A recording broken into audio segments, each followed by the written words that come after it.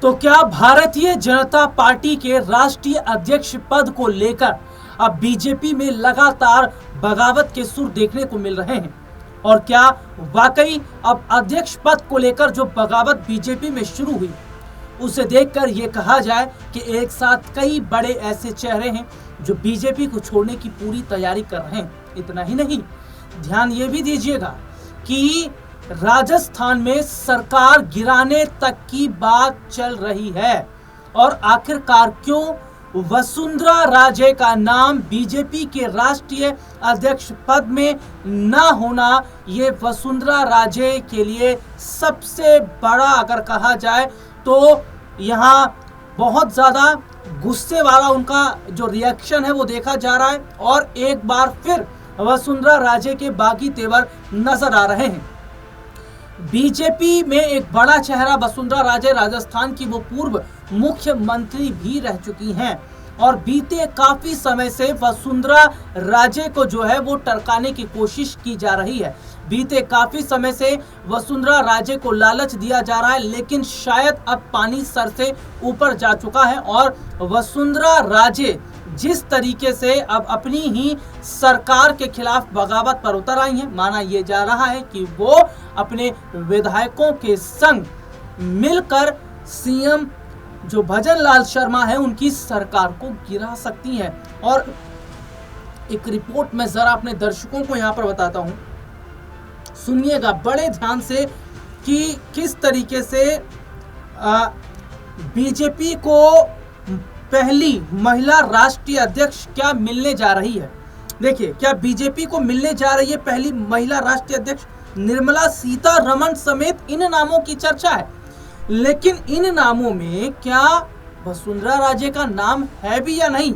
और सबसे बड़ी बात क्या है कि वसुंधरा राजे का नाम तो नहीं है और साथ ही साथ अब स्मृति ईरानी भी अब बीजेपी को अब टाटा बाय बाय कह चुकी हैं। खबर को पूरी तरीके से मैं पढ़ रहा हूं।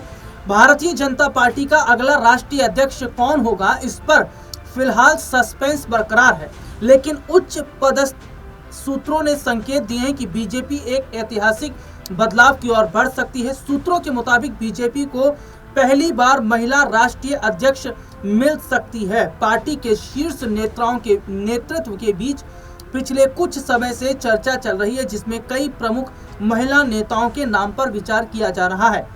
ये फैसला संगठनात्मक संतुलन, महिला सशक्तिकरण और आगामी चुनावी रणनीतियों के लिहाज से बेहद अहम माना जा रहा है।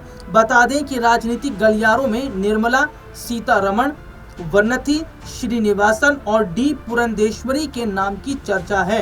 एक एक करके तीनों जो महिला नेता हैं इनके नाम यहाँ सामने आ रहे हैं। और अपने मैं दर्शकों को ये भी बता देता हूँ कि जो तीनों जो बड़े चेहरे हैं ये दक्षिण भारत से संबंध रखते हैं। तो इन तीन नाम की चर्चा हो रही है, इसमें स्मृति का नाम भी शामिल नहीं है।